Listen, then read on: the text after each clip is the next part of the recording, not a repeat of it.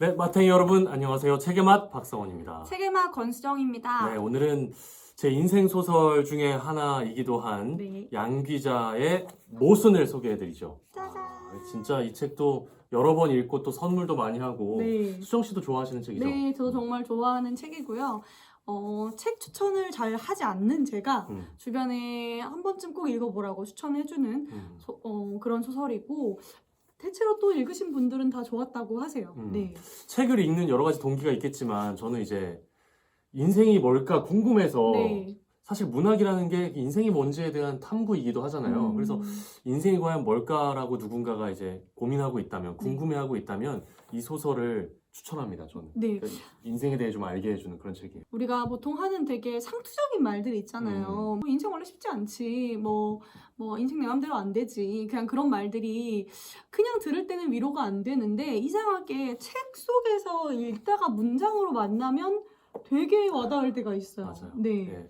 좋은 문장들도 너무 많아서 밑줄을 계속 그으면서 읽게 되는 그런 아주 훌륭한 소설입니다. 네. 일단 이 책을 또 접한 이유가 있다면서요? 네. 그럼 우리 심심할 때 보면 카카오톡으로 그냥 막 이렇게 친구들 프사 같은 거 보잖아요. 이렇게 확대해서. 뭐지? 요즘 뭐하지? 막 이러면서.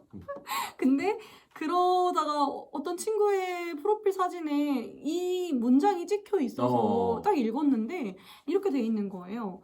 인간이란 누구나 각자 해석한 만큼의 생을 살아낸다. 이렇게 돼 있는데 너무 좋아서 바로 연락해가지고 오랜만이다, 뭐하고 지냈냐 하는 얘기해서 그 책 무슨 책이야? 이렇게 물어봤는데 이 양귀자의 모순이라고 하더라고요. 주리를 바라보는 시선인 것 같아요. 그러니까 주리는 굴곡 없이 살았으니까 맞아요. 인생을 깊게 볼 네네. 어떤 기회가 없었던 거예요. 네. 반면에 안진지는 워낙 인생사가 막 굴곡이 있었으니까 폭풍 같으니까. 여러 가지를 해석할 줄 알게 된 거죠. 뭐 자기가 원하진 않았겠지만. 그쵸. 또 뭐 너무 유명한 문장이 많죠. 인생은 탐구하면서 살아가는 것이 아니라 살아가면서 탐구하는 것이다. 이게 어떻게 흘러가는 책인지 좀 얘기를 해보고 그럴까요? 싶은데요. 네. 그 첫 번째로는 이 안진진이라는 이름을 가진 여자가 이제 주인공으로 나오는데 네. 두 가지 축의 이야기가 있습니다. 하나는 안진진의 어떤 가정사를 비롯한 어머니와 이모의 인생을 대조하는 부분이거든요. 네. 엄마랑 이모가 일란성 쌍둥이로 태어나서 뭐 얼굴, 키, 뭐 성적, 성격 다 똑같이 태어났는데 결혼을 함과 동시에 완전히 다른 인생을 살게 된 거예요. 그런 엄마와 이모를 바라보면서 느끼는 어떤 이 삶의 모순, 인생이 뭐지? 뭐 우리가 뭐 관상도 뭐 이렇게 있다고 하잖아요. 뭐 둘이 똑같이 생겼는데 왜 다르게 살지? 뭐 이런 것들? 뭐 그런 이야기가 하나 있고, 이 안진진이라는 사람이 두 남자 사이에서 갈등을 합니다. 그 김장우와 나영규라는 남자 사이에서 갈등을 하는데 또 이 남자들이 되게 또 극적으로 달라요. 김장우는 완전 로맨티스트이자 낭만주의자. 네, 하지만 현실성을 가난해. 떨어지는, 그런 남자. 야생화를 찍으러 다니는 사진 작가고, 맞아요. 나영규는 반면에 아주 유복한 가정에서 태어난 바르고 계획적인 남자예요. 근데 좀 맞아요. 계획성이 너무 철두철미해서 약간 비호감이 맞아요. 심지어 근데 또 중요한 거는 이 남자는 내 불행한 가정사를 다 알면서 나를 사랑해줘. 뭐 나하고 결혼하고 싶어해. 수정 씨라면 나영규 대 김장우. 저는 수정 씨의 지금 경제적 조건과 아무 상관없이 둘 중에 한 명을 선택해야 돼. 연애를 계속하든 결혼을 하든 두 남자 중에 더 끌리는 쪽. 그냥 김장우와 연애하고 나영구와 결혼. 그거 너무 정답이다. 이제 결혼은 아직 전이니까 굳이 네. 조언을 하자면 굳이 하자면 많이 조건을 보고 하게 되잖아요. 왜냐하면 네네. 결혼 생활이 길고 네. 또 현실이기 때문에 그쵸. 결혼은 그 남자의 어떤 경제적 배경이나 능력을 보게 되는데 결국에 중요한 건 사랑입니다. 아무리 배경이 좋고 경제적으로 나를 힘들지 않게 하고 쾌적한 내 노후를 보장해준다 한들 내가 진짜 끌리지 않는 사람과 결혼했다면 그거는 이제 결국 좋은 선택이 아닐 수 있다. 네, 사랑이다. 결국엔 그런 것 같아요. 나는 찐 사랑과 결혼했다. 그렇죠. 아니라고? 아니. 그렇죠. 예. 그러니까 너무 이제 배경을 많이 보지 마시고 네. 정말 사랑하는 사람과 결혼하시기 바랍니다. 알겠습니다. 좀 예. 배경을 볼 수 있게라도. 자, 양기자 작가님 소개를 좀 해드리죠. 네, 양기자 작가님, 좀 중년의 작가이시거든요. 우리 교과서에서도 배우는 작가님인데, 1955년 전주 출생으로 원광대 국문학과를 졸업하셨고요. 1978년에 등단을 하셔서 너무 유명한 단편소설집인 원미동 사람들, 그리고 장편소설 나는 소망한다, 내게 금지된 것을, 그리고 천년의 사랑이라는 작품이 있고요. 이상문학상, 현대문학상 같은 굵직한 수상도 하셨습니다. 네, 이 양기자의 모순을 읽고 수정 씨가 쓴 리뷰 글을 좀 네.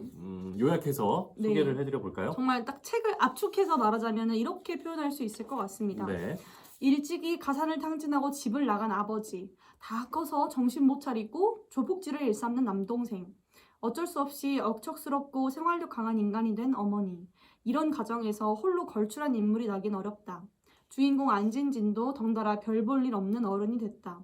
그러나 안진진은 현실을 정확히 직시하는 사람이다. 자기가 가진 것과 가지지 못한 것을 분명히 아는 사람. 쌍둥이로 태어나 모든 것이 닮았고 모든 것을 함께하며 자랐음에도 종국에는 전혀 다른 삶을 살게 된 엄마와 이모를 대조해보면서 안진진은 일찍이 삶의 진리를 깨닫는다. 행과 불행은 종이장 차이라고. 네. 아까 말씀해 드렸듯이 이 책은 이제 25살 여성 안진진이 주인공인데요. 네. 두 축으로 우리가 이왕 얘기를 했으니까 네, 네. 한 축부터 얘기를 하자면 엄마와 이모, 쌍둥이로 태어났지만 결혼을 통해서 완전히 다른 인생을 살게 된 그 엄마와 이모. 네.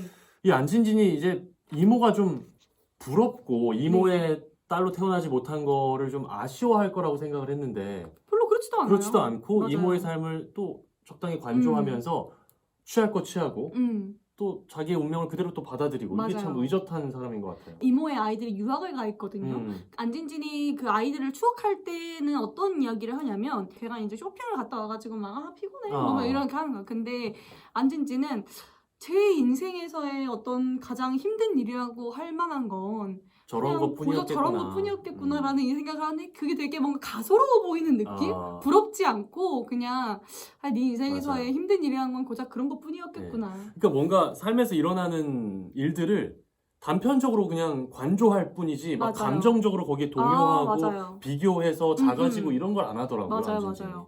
굉장히 건강하게 자란 거죠. 그래서 이제 그 안진진이 너무 불우한 가정사를 갖고 있는데 그걸 웃프게 묘사한 장면이 있어요. 제가 네. 낭독을 한번 해드려 보겠습니다. 더 이상 누구의 도움도 불가능하다는 것을 깨달은 어머니가 시장에 좌판을 벌이고 양말을 팔기 시작하면서 아버지의 건달 생활은 아주 안정적으로 무르익어 갔다. 내 기억으로 비록 푼돈이긴 하지만 마음 놓고 강탈할 수 있는 돈줄이 생긴 것을 아버지는 아주 행복하게 여기는 듯했다. 어머니가 심혈을 기울여 베개 속이나 찬장에 양념단지 안에 숨겨둔 돈을 각고의 노력 끝에 찾아냈을 때 기뻐 날뛰던 아버지의 모습을 지금도 나는 선명하게 기억하고 있다. 하긴 어린 나도 돈이 나타나는 그 순간만은 아버지 못지않게 환호작약하며 함께 기뻐했으니 우리 부녀는 다 같이 천진난만했다고나 할까. 아버지는 노획물을 혼자 차지하고 시침이 떼는 나쁜 사람이 아니었다. 반드시 어린 딸에게 일정 부분을 나누어주는 신사도가 있었다. 이렇게 약간 위트 있게 또 네. 그려내요. 양기자 작가가. 이 이모가 되게 주인공 아빠가 막 폭력을 쓰고 이럴 때마다 조카들을 데리러 와서 막 보호도 해주고 뭐 학교 가야 될 일이 있으면 엄마 대신 와주기도 하고 이러면서 되게 제2의 엄마 같은 그런 역할들을 많이 해줍니다. 그러니까 주인공 입장에서는 뭐 집에 가면 양말 팔고 메리아스 팔아가면서 자식들 뒷바라지하고 뭐 남편한테는 맞고 이러는 엄마가 있는데 이모 집에 가면은 청담동에 엄마랑 똑같이 생긴 사람이 막 고운 실크 드레스를 입고 나와가지고 진진이 왔니? 이러는 걸 보면은 말도 너무 예쁘게 하잖아요, 이모는. 얼마나 혼란스럽겠어요. 그리고 이게 뭔가 양 가정을 좀 비교하면서 서로가 서로를 조금씩 동경하고 있다는 걸 느끼게 돼요. 맞아요. 그러니까 그 부잣집, 좋은 조건의 그 이모도 사실은 자기와 쌍둥이인 언니의 삶을 어느 정도는 부러워하고 언니는 심심하지 않겠다 맞아요. 라고 막 생각하는 것 같고 뭔가 살아있어 보이는 거야. 그렇게 사는 그 게. 활력. 네. 우리가 살아보지 않은 누군가의 삶에 대해서 뭐 함부로 얘기할 수 없는 건 당연하고 또 내가 안 살아본 인생에 대해서 그 삶이 힘들어 보이건 좋아 보이건 간에 어느 정도의 동경과 호기심을 가지고 있다. 그쵸. 예. 그리고 이제 또 한 축인 이 안진진을 맴도는 남성 둘, 나영규와 김장우에 대해서 좀 얘기를 해보죠.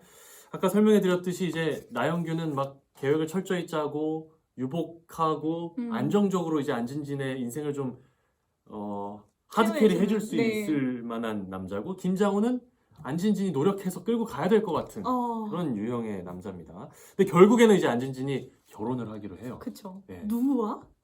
그거는 책을 읽어보세요. 그리고 이 책이 이제 단순히 인생에 대해서만 알려주는 게 아니라 사랑에 대해서도 여러 가지 통찰을 주는데요. 그쵸. 사랑에 대해서 작가가 이렇게 얘기합니다. 사랑이란 그러므로 붉은 신호등이다. 켜지기만 하면 무조건 멈춰야 하는, 위험을 예고하면서 동시에 안전도 예고하는 붉은 신호등이 바로 사랑이다. 이게 진짜 너무 사랑에 대한 너무 아름다운 명확한 정의 아닌가요? 그 194쪽에 그 김장우하고 같이 이렇게 걸어가다가 안진진이 이런 얘기를 합니다. 나는 그에게 기대어 숲향 그윽한 오솔길을 걸었다. 사실을 말하면 나도 아직 실감이 나지 않는 중이었다. 이것이 사랑인가? 서로가 서로에게 한쪽 어깨를 빌려주고 기대는 것. 이것이 사랑일까? 이렇게 말하는데 이 단순한 문장. 서로가 서로에게 한쪽 어깨를 빌려주고 기대는 것. 이것이 사랑일까? 아무튼 이 안진진이 이제 결혼을 선택한 이후에 이렇게 얘기합니다. 이거 수정 씨가 좀 낭독해 주시죠. 네, 217페이지의 문장인데요. 한번 읽어보겠습니다. 내가 결혼을 택한 것에 대해서 제발 부탁이니 누구도 비난하지 말기를 바란다. 여자 나이 25에 할 수 있는 결단이 꼭 결혼만 있는 게 아니라는 것을 모를 사람이 어디 있겠는가? 그럼에도 나처럼 결혼을 선택하는 사람도 있는 것이다. 결혼 대신 공부를 택하는 사람도 있고, 결혼 대신 자기만의 일에 몰두하는 사람도 있으며, 결혼을 비웃으며 결혼할 나이에 세계 일주 여행을 떠나는 여자도 분명 있다. 나라고 해서 그 모든 길들에 대해 충분히 사색하지 않았겠는가? 나는 나인 것이다. 모든 인간이 똑같이 살 필요도 없지만 그렇다고 똑같이 살지 않기 위해 억지로 발버둥칠 필요도 없는 것이다. 이것도 진짜 마지막 문장이 네. 우리가 왜 이렇게 사람들하고 똑같이 사는 걸 좀 부정적으로 평가하잖아요. 그쵸. 나한테 내가 너무 평범해져 버렸어 라는 자괴감도 막 느끼고. 근데 평범함이라는 게 엄청나게 위대한 건데. 그럼요. 내가 어릴 때 비웃었던 그 평범함들이 막상 어른이 되고 보니까 너무 쟁취하기 어려운 것들. 정말 힘든 거였다는 거죠. 예. 네. 자, 이제 마무리 좀 해보겠습니다. 저는 완전 제 안에 모순이 너무 가득하거든요. 네. 제 이름을 가명을 짓자면 박모순으로 해도 될 만큼 하루에도 정말 수많은 모순 속에 직면하는데 네. 뭐 대부분의 사람이 전 그럴 거라고 생각하고 또 인생 자체가 모순이라고 생각합니다. 가장 모순적인 거, 최근에 내가 한 행동이나 생각 중에 가장 모순적인 거. 아무래도 독립을 한 게 아닐까? 독립을 한 거. 네. 왜냐면 저는 빨리 돈을 모아서 이렇게 좀 경제적인 여유를 찾는 게 제 목표였어요. 그러면 독립을 하지 말았어야 되는데. 말았어야 했죠. 말았어야 부모님의 했는데. 집에 얹혀 살았어야 되는데. 그쵸. 막 끝까지 막 매달려가지고 막 그냥 막 이렇게 쪽쪽쪽 이렇게 뽑아먹고 살았어야 되는데. 자, 오늘 책의 맛 여기까지입니다. 양 기자님의 소설 모순 소개해드렸습니다. 다음 책에서 만나요. 다음 책에서 만나요.